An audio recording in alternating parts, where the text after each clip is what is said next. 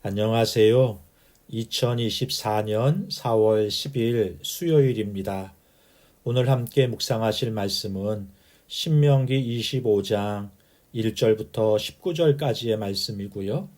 제목은 하나님이 다스리시는 사회입니다. 모세는 하나님이 세우신 공동체에서 일반적으로 지켜가야 할 규범들에 대해서 말씀해 주고 있습니다.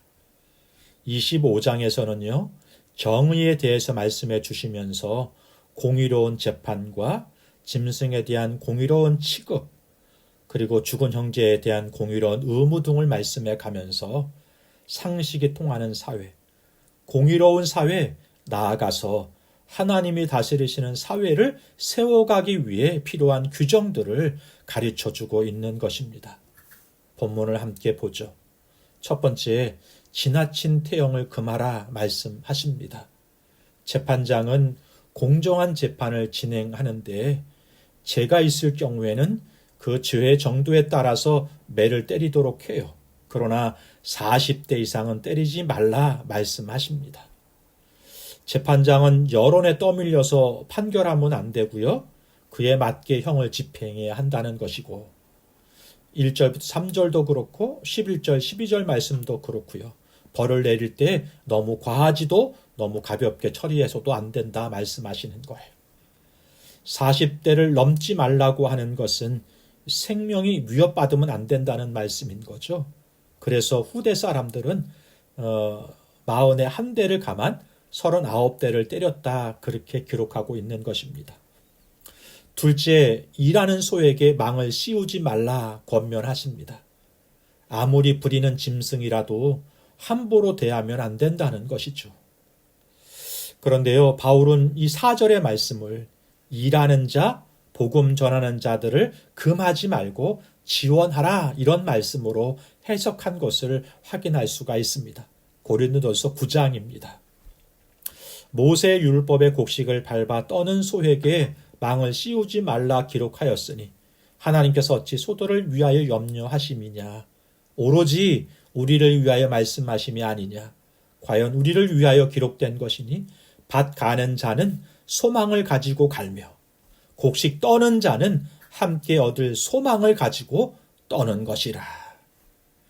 공동체를 위해 일하는 이들에게 합당한 지원이 이루어지도록, 그리고 오늘도 복음 전하기 위해 이곳저곳에서 헌신적인 삶을 살아가고 있는 사역자들을 지원하는 그런 공동체가 되어야 한다 말씀하고 있는 것입니다. 세 번째는 계대 결혼에 대해서 말씀해 주시네요. 계대 결혼은 이 시대 사람들이 이해하기 어려운 전통입니다. 그러나 당시에는요, 이같이 하지 않으면 여인들이 주체적으로 살아갈 수 없는 시대였다는 것을 이해하셔야 해요. 가압으로 주어진 땅과 재산이 남자들에게만 전수되기 때문에 아들이 없는 경우 여인들은 아무것도 이어받지 못하고 쫓겨가야 될, 그리고 살아가야 하기 때문에 힘겨울 수밖에 없습니다. 이에 형이 아들 없이 죽은 경우 형을 대신하여 형수를 통하여 아들을 낳아서 형의 이름으로 가문을 이어가도록 한 것입니다. 그런데요, 형의 재산을 탐내고 이 의무를 다하지 않는다면 재판에 회부하도록 한 것이죠. 재판을 통해서 고의로 이 책임을 피한 것이 드러난다면 공동체 앞에서 수치를 당하게 되고 신을 벗긴 자의 집이다라고 하는 이름이 붙여져서 부끄럽게 되는 것입니다. 이는 가족과 친족에 대한 의무를 다하라 말씀하시는 것입니다. 우리 문화는 밖에서는 잘하는데 집안에서는 잘못하는 경향이 있잖아요.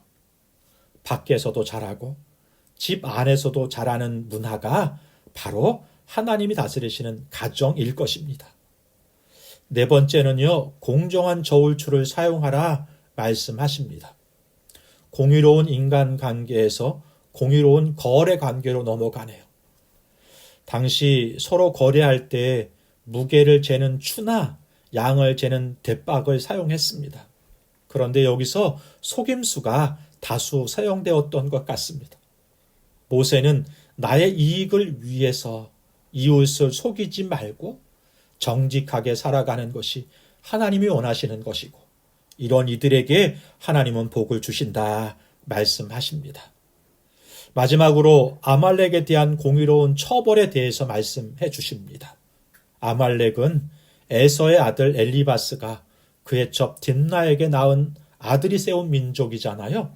이 아말렉은 이스라엘을 지속적으로 괴롭혔던 민족이에요. 이들은 이스라엘이 출애굽해서 광야 생활을 할 때 느비딤에서 이스라엘을 공격해요. 그것도요, 정당하게 공격하는 게 아니고 이스라엘 후미에 힘들게 여정을 따라가는 사람들, 힘들고 어려운 사람들, 야비하게 이들을 공격했어요. 하나님은 이를 가증스러운 것으로 여기셨고 아말렉을 치시기로 결정하신 것입니다.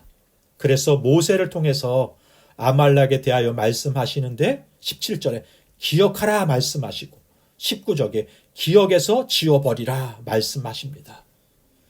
기억에서 지워버리라. 이것은 아말렉을 쳐서 흔적을 없애버려라 말씀하시는 거예요. 이렇게 하나님의 공의를 드러내라 말씀하시는 것이죠. 아말렉이 한 일을 기억하고 아말렉이 한 일에 하나님의 공의가 이루어지도록 그들을 쳐서 그들을 진멸시켜라 이렇게 말씀하시는 것입니다. 하나님의 공동체는 하나님의 공의를 이루시고 드러내는 공동체입니다. 시대가 달라지고 문화적인 차이가 있어서 말씀을 그 문자대로 적용하는 것은 좀 어렵고요. 그리고 또 살펴야 되고 분별이 필요해. 여기에 지혜가 필요한 것이죠.